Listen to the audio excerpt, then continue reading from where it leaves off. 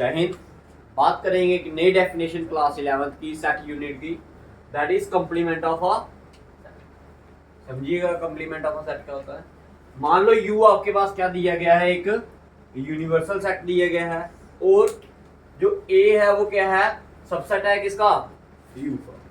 ठीक है, then the complement of ए, और कॉम्प्लीमेंट ऑफ ए आप कैसे लिखोगे, इसमें कौन से एलिमेंट आएंगे, कहता है ये एक ऐसा सेट होगा, is the set of all those element of you. इसमें किस टाइप के एलिमेंट आएंगे, किसके एलिमेंट आएंगे, यू के एलिमेंट आएंगे।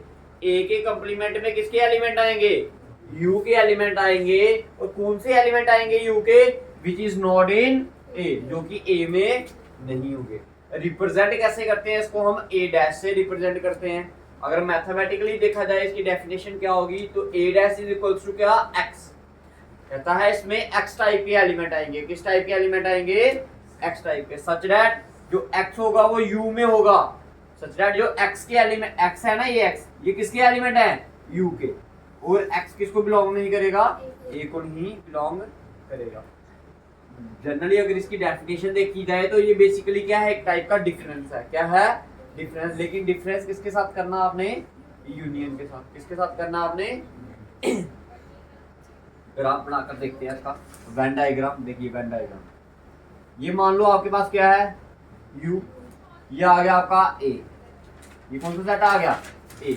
मेरे को निकालना है क्या, A कॉम्प्लीमेंट। तो याद रखना है A कॉम्प्लीमेंट क्या होगा। अब देखो ना, इसने बोला है कि इसमें X टाइप के एलिमेंट आएंगे। X किसको बिलोंग करेगा, U को। लेकिन X A को बिलोंग नहीं करेगा। अगर A को बिलोंग नहीं करेगा तो A के बाहर वाले सारे के सारे एलिमेंट आएंगे, लेकिन अंदर वाला कोई भी एलिमेंट नहीं आएगा। तो ये जो बाहर वाला पार्ट है इसी को आप क्या बोलते हो, ए डैश। एक चीज हमेशा याद रखनी है, अगर आपका x किसको बिलोंग कर रहा है, a को बिलोंग कर रहा है, तो x a कॉम्प्लीमेंट को बिलोंग नहीं करेगा।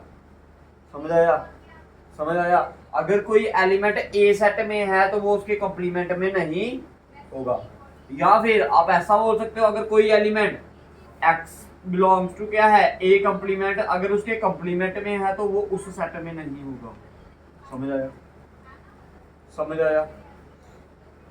एग्जांपल लेकर करते हैं, इसकी एक डेफिनेशन देख लेते हैं। क्या कहते हैं, एग्जांपल करते हैं। मान लो आपके पास एक यूनिवर्सल सेट है, यू क्या है, सेट ऑफ नेचुरल नंबर। क्या है, सेट ऑफ नेचुरल नंबर।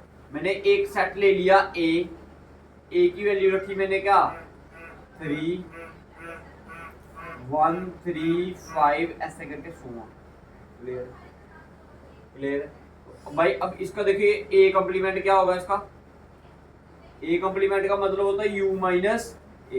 तो यू में क्या है, नंबर 1, 2, 3 ऐसे ऐसे करके 16 है या नहीं है।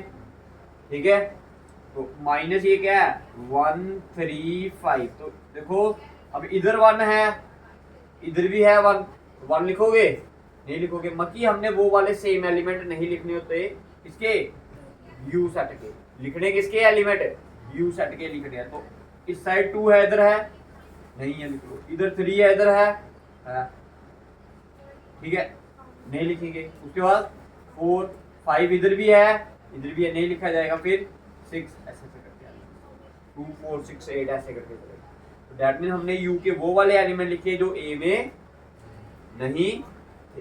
तो बेसिकली आपने सिंपल सी बात याद रखनी है, कॉम्प्लीमेंट क्या होता है, यूनिवर्सल के साथ क्या होता है, यूनिवर्सल सेट के साथ आपने क्या निकालना होता है, उसका डिफरेंस निकालना होता है।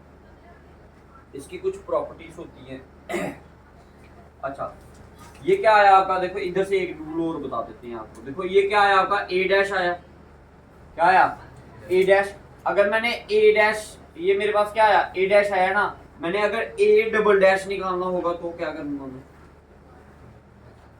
ठीक है, तो फिर मैंने क्या लिखना है, u माइनस क्या, ए डैश। बाकी अब u के वो वाले एलिमेंट लिखने हैं जो ए डैश में, बाकी u के वो वाले एलिमेंट लिखने जो ए डैश में नहीं है। अब देखिए ए डैश में क्या आया, 2 आया। अब देखो u में क्या था, देखो पहले एलिमेंट लिख लेते हैं, 1, 2, 3, 4 ये ऐसे ऐसे करके चलता जाएगा। माइनस ए डैश के एलिमेंट क्या है, 2, 4, 6 ऐसे करके है या नहीं है, इधर लिख रहा हूँ आगे। ठीक है, देयरफॉर ए डैश का डबल डैश किसके बराबर आ गया, देखो यू में कौन सा एलिमेंट आएगा, पहले इधर 1 है, इधर है नहीं है तो 1 आएगा, इधर 2 है, इधर भी है, आएगा नहीं आएगा, इधर 3 है, इधर है नहीं है तो ये आएगा। फिर उसके बाद इधर भी 4 है, इधर भी 4 है तो नहीं लिख रहा। उसके बाद 5, फिर 6 नहीं आएगा, फिर 7 आएगा, ऐसे ऐसे करके ये एलिमेंट्स चलेगी। तो 1 3 5 7 ये कौन से एलिमेंट थे, ये कौन सा सेट था आपका, ए डैश। दैट मीन अगर किसी भी सेट का अगर आप 2 बार क्या करोगे, कंप्लीमेंट निकालोगे तो वो उसी सेट के बराबर आ जाएगा। ये क्या है, एक प्रॉपर्टी है किसकी, कंप्लीमेंट ऑफ अ सेट। क्या बोलते हैं इसे, कंप्लीमेंट ऑफ अ सेट। क्या है ये, एक प्रॉपर्टी, ठीक है। उसके बाद एक रूल और होता है, लिखिए। देखो अगर आप कभी भी ए को आप किसके साथ कंप्लीमेंट करोगे, ए कंप्लीमेंट के साथ, ए को यूनियन निकालो किसके साथ, ए कंप्लीमेंट के साथ, तो आपके पास कौन सा सेट आएगा, अगेन यूनिवर्सल सेट आ जाएगा। कौन सा आ जाएगा, यूनिवर्सल सेट। अब देखो इधर से समझ आएगा। देखो ये ए था सेट आपका, 1 3 5 7 ऐसे करके चल रहा था, ठीक है। अब ए देखो कहाँ गया, ए कंप्लीमेंट, ए कंप्लीमेंट ये, इसमें क्या है 2 4 6 8 ऐसे करेगा। इधर आ रहा है ऑड नंबर्स, इधर आ रहे हैं इवन नंबर, दोनों को कंबाइन करेंगे तो क्या बन जाएगा, नेचुरल नंबर। तो दैट मीन ए और ए डैश को अगर हम यूनियन निकालेंगे तो हमारे पास क्या आएगा, यूनिवर्सल सेट आएगा। बताओ क्लियर है। क्या इन दोनों में कोई भी एलिमेंट कॉमन है ए और ए डैश में, मैंने आपको पहले ही बताया अगर कोई एलिमेंट किसमें है, ए में है तो वो ए डैश में नहीं होगा। तो इधर से मैं एक रूल और निकाल लिया मैंने कि बोला कि ए इंटरसेक्शन ए डैश करेंगे तो वो क्या आएगा, हमेशा 5 के बराबर है। बताओ क्लियर, बताओ जी क्लियर है, हाँ जी समझ आया, ठीक है। ये कुछ क्या थी, प्रॉपर्टीज थी किसके related, complement of a QMPLEO, complement of a, clear है, समझ आ गया जी, ठीक है। तो ये क्या थी, डेफिनेशन थी आपकी किसके related, complement of a set के साथ, ठीक है। इसमें एक रूल और आता है, that is De Morgan law. क्या आता है, डी मॉर्गन लॉ, लिख लीजिए इधर, लिख दे डी मॉर्गन लॉ।